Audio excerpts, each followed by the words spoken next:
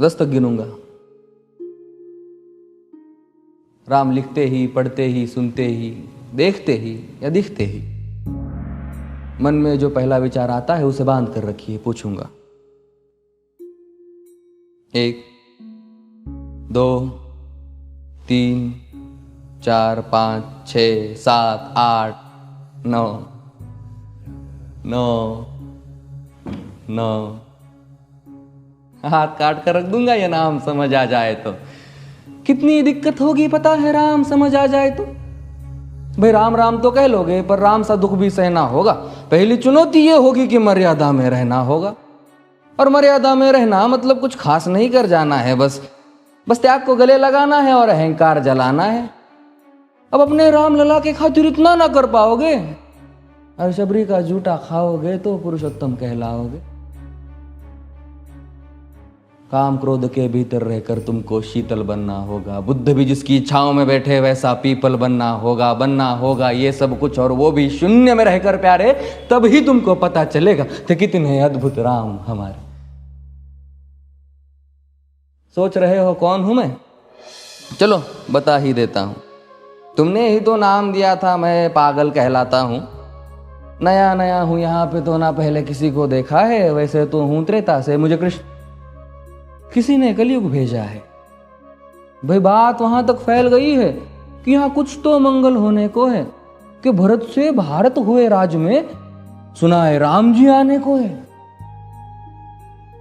बड़े भाग्यशाली हो तुम सब। नहीं, वहां पे सब यही कहते हैं कि हम तो राम राज्य में रहते थे पर इन सब में राम रहते हैं।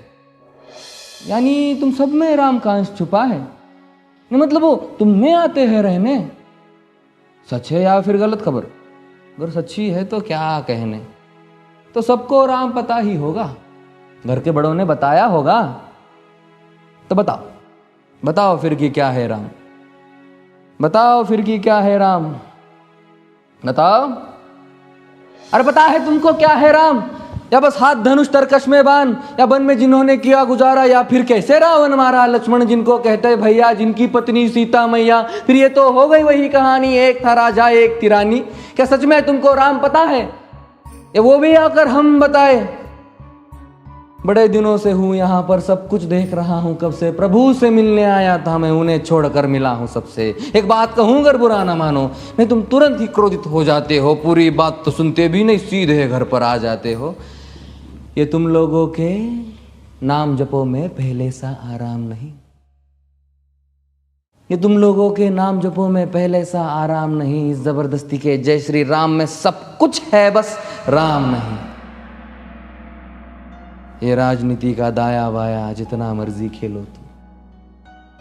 दाया बाया, अरे दाया बाया ये तुम्हारी वर्तमान प्रादेशिक भाषा में क्या कहते हो उसे? हाँ वो लेफ्ट एंड राइट।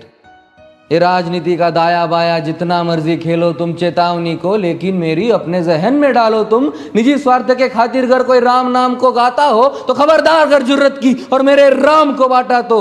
भारत भू का कवि हूं मैं, तभी निडर हो कहता हूं राम है मेरी हर रचना में, मैं बजरंग में रहता हूं। भारत की नींव है कविताएं और सत्य हमारी बातों में, तभी कलम हमारी तीखी और साहित्य हमारे हाथों में।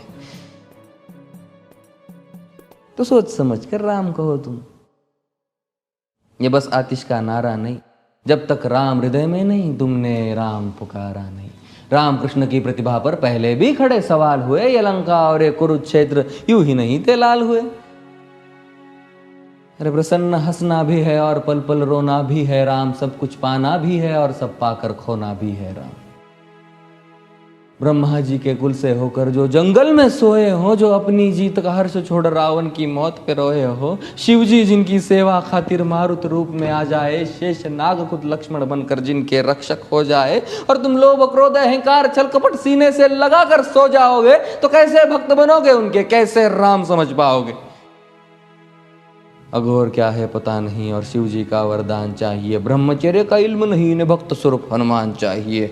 भगवा क्या है पता, लहराना सबको होता है, पर भगवा क्या है वो जाने जो भगवा ओढ़ के सोता है। राम से मिलना, राम से मिलना, राम से मिलना है ना तुमको, निश्चित मंदिर जाना होगा, पर उससे पहले भीतर जा संग अपने राम को लाना होगा। जय सिया राम। और हाँ, अवधपुरी का उत्सव है, कोई कसर नहीं, सब खूब मनाना। मेरे प्रभु है आने वाले, रथ को उनके खूब सजाना। वो द्वापर में कोई राह तक है, मुझे उनको लेने जाना है। चलिए तो फिर मिलते हैं, हमें भी अयोध्या आना है। जय सिया राम। फिर से